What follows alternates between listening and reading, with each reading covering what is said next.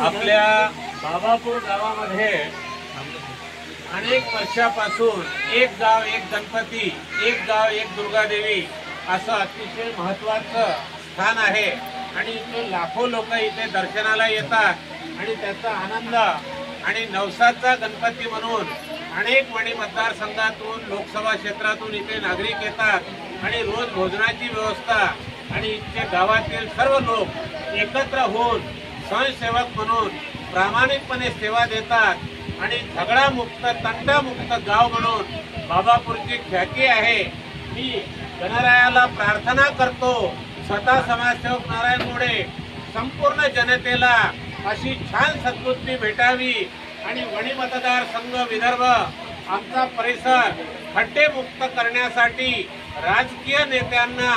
छान सद्बुद्धी मिळावी अशी मी विधानसभेचे आमदार, जिल्ह्याचे पालकमंत्री, महाराष्ट्राचे मुख्यमंत्री, देशाचे पंतप्रधान साहेबांना छान त्यांची तब्येत करण्यासाठी आणि त्यांना आमच्या मतदारसंघावर छान दृष्टी ठेवण्यासाठी आणि आरोग्ययुक्त, खड्डेमुक्त आणि आमच्या व्यसनमुक्त आमच्या सर्व मुलांना मतदारसंघाच्या करण्यासाठी आणि शेतकऱ्याला न्याय देण्यासाठी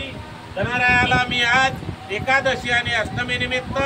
खूप खूप प्रार्थना करतो आणि आमचे टापरेजी माझी मुलाखत आणि व्हिडिओ घेत आहे त्यांना धन्यवाद देतो आणि पोलीस प्रशासनाचा अतिशय सुंदर बंदोबस्त पाहला त्यांना सुद्धा आम्ही खूप शुभेच्छा देतो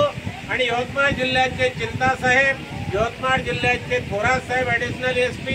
आणि वणी उपविभागाचे दडवे साहेब सर्वांना छान आरोग्य द्यावं अशी मी गणरायाच्या वतीने या बंदोबस्ताला आणि छान सेवेला स्वतः नारायण मोडे शुभेच्छा देतो आणि सर्वांना आनंदित राहण्यासाठी सर्व नेते मंडळींनी आजपासून छान भ्रष्टाचार मुक्त, आरोग्य मुक्त, खड्डे मुक्त मतदारसंघ करावा